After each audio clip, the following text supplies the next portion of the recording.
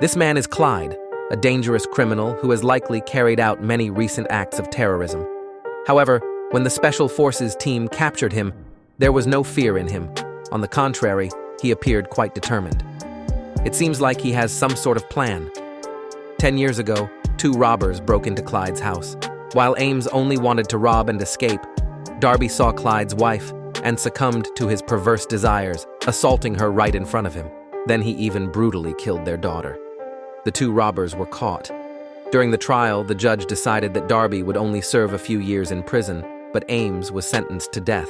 This ironic outcome left Clyde extremely shocked. Turned out, lawyer Nick couldn't charge Darby due to a lack of evidence. To avoid a lower conviction rate and protect his reputation, Nick made a deal with Darby to testify against Ames in exchange for a lighter sentence. After the trial, Nick shook hands with Darby, leaving Clyde standing far away, witnessing the scene in silence before turning away. 10 years later, Ames was executed and the police began to proceed. But something wrong happened with the 3rd syringe. Ames convulsed violently, writhing in pain until his death. Even the onlookers couldn't bear to witness the scene. The police investigated and discovered that the syringe had been replaced with special poison. The words on the medicine vial caught Nick's attention. He immediately remembered it was Darby's statement during the trial. The police quickly drove to his location.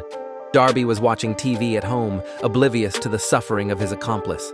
Suddenly, a phone call came in, telling him that the police were on their way to arrest him. He looked out the window to check, and it was as the caller had said. Darby fled, following the instructions given over the phone, and arrived at an abandoned factory where a police car was parked. Darby opened the car door and seized a gun. Then he took control of the officer and threatened him into driving the car, successfully escaping. The mysterious call came in, and Darby thanked the person on the other end for guiding him. However, he had no idea that the mysterious helper was actually the police officer right in front of him. The police officer removed his disguise, revealing his true identity as Clyde. At this moment, Darby immediately fired his gun, but suddenly his body became paralyzed. It turned out Clyde had attached poisonous needles to the gun. Clyde explained that this poison would only immobilize his body, allowing him to experience everything, ensuring that he understood what the hell truly was. Clyde took Darby to a warehouse, bound him with handcuffs, and administered a saline solution to keep him alive and ensure he remained conscious. He controlled a mirror to face the bed where the robber lay, preparing to cut his eyelids to make sure his eyes wouldn't close so he could witness his own death. 3 days later, the police found the robber's body, which had been dismembered into multiple pieces in the warehouse. Even experienced detectives couldn't bear to witness such a scene. They immediately considered Clyde a suspect and deployed a large number of officers to apprehend him. However, when the SWAT team stormed into his house, Clyde was completely naked and surrendered, as if he had prepared for this. Inside the house, the police also discovered a large amount of documents and law books. They also noticed a picture on the wall, a photo of lawyer Nick shaking hand Darby, taken 10 years ago. Lawyer Nick visited Clyde in prison and asked everyone to leave. Nick told Clyde that he was a father too, so he understood his actions. He said that what Clyde did was right, because the world would be a better place without those 2 robbers. However, Clyde had committed murder, and he had to pay for his actions. The lawyer asked Clyde directly if he had killed the robber. Clyde used what he had learned over the past 10 years to cleverly answer in a way that legally absolved him, leaving Nick completely unable to convict him. Nick, confused, asked Clyde what he wanted, and Clyde replied that didn't Nick enjoy negotiating conditions with prisoners. Afterward, Clyde demanded Nick to bring a comfortable mattress into his cell. Nick, upon hearing this, simply smiled and left, not expecting that as soon as he stepped outside, he received a call from his home. His wife told him that their daughter had received a film reel, and upon watching it, they discovered it contained the entire process of torturing Darby. It was clearly a warning, but it couldn't be used as evidence to convict Clyde because the murderer in the video wore a mask. Nick had no choice but to negotiate with Clyde, and a mattress was brought into Clyde's cell, causing a stir among the other inmates. Even his cellmate couldn't understand him.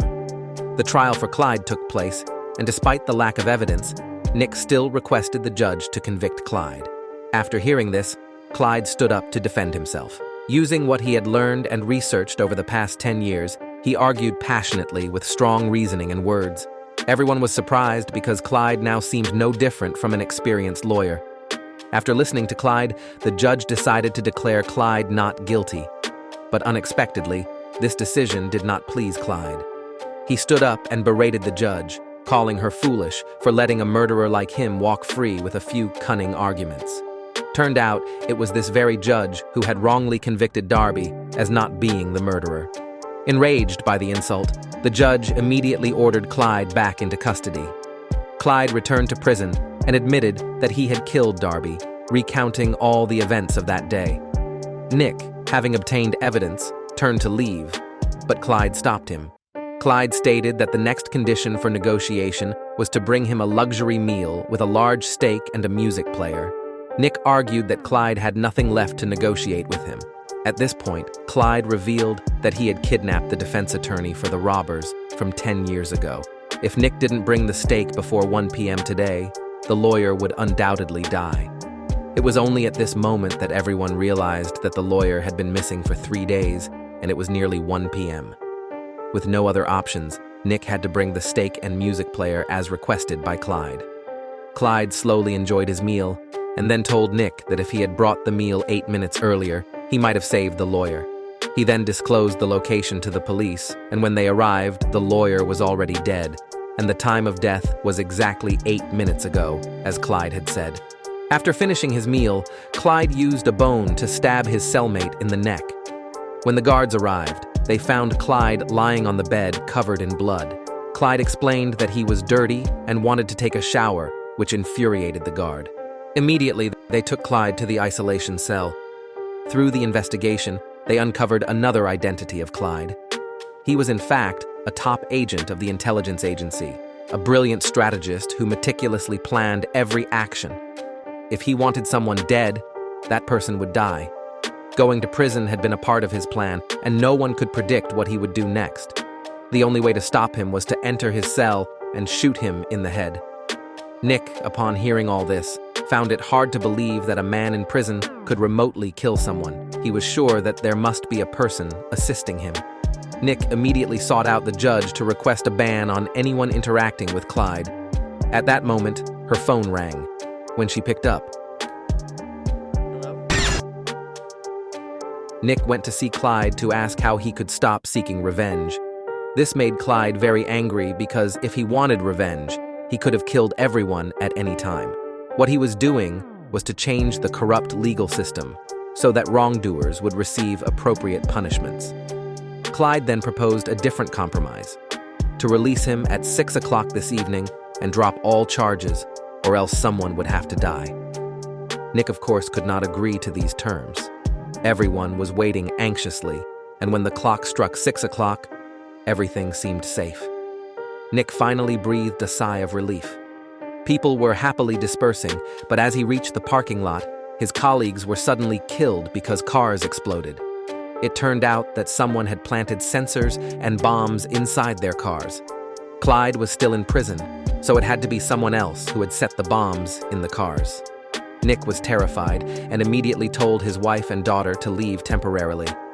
Then he took Clyde out of prison, and Clyde slowly stepped out, thinking that Nick would let him go. However, Nick punched Clyde and said that he was determined to stop Clyde's plan. Clyde smiled and said that it was just the beginning, and now the real battle was about to begin. A few days later, Nick attended the funeral of his colleague. On his way out, a rocket launcher appeared, firing missiles at the parked cars. This incident alarmed the mayor, and she ordered round-the-clock police patrols in the city, even deploying helicopters for surveillance. Nick received a surprising anonymous email that documented all the transactions under Clyde's name, revealing that he had purchased a house near the prison. Nick immediately drove there to investigate and found that the place was filled with weapons and equipment, including surveillance cameras from the prison. After inspecting further, he discovered a tunnel that connected to Clyde's prison cell. There, they only found his mobile phone and realized that Clyde had disappeared long ago. Meanwhile, Clyde had been posing as a janitor to infiltrate the city town hall. He had installed a remotely controlled bomb on the lower floor of the conference room where city leaders were meeting, with the aim of disrupting the corrupt system. Today, there was an important meeting to discuss the Clyde situation. Luckily, Nick had discovered the plan in advance, so he hurriedly led everyone to the city town hall. After searching for a while, he also found Clyde's bomb. Experts examined the bomb and confirmed that it was remotely controlled. A single phone call could trigger the explosion, and there was no way to disarm it. In desperation, Nick came up with a solution. After completing all the preparations, Clyde returned to his secret path and observed everything in the meeting room from a distance. He took out his phone, waiting for the right moment to trigger the bomb. However, when he returned to his cell, Clyde was shocked to find Nick waiting for him there. Nick tried to persuade Clyde to stop and not continue with his plan. He admitted to his mistake from 10 years ago, but insisted that killing was wrong. Clyde immediately set a condition for negotiation with Nick, but this time, Nick promptly refused. Clyde smiled, realizing that Nick had finally reacted as he wanted. However, it was too late now because he had no way back. Clyde pressed the detonation button, and Nick hurriedly left the cell, locking the door behind him. Others had also locked the exit of Clyde's secret passage. It turned out the bomb had been placed under Clyde's bed by Nick, but at this moment, Clyde only smiled, facing death calmly because he had achieved his goal. That was to change the person Nick was, turning him into a man of justice. He took the bracelet made by his daughter, sat on the bed, and peacefully passed away, sacrificing his life to break this corrupt system. This is the end of the movie. If you enjoy it, please like and subscribe to support my channel. Thank you for watching.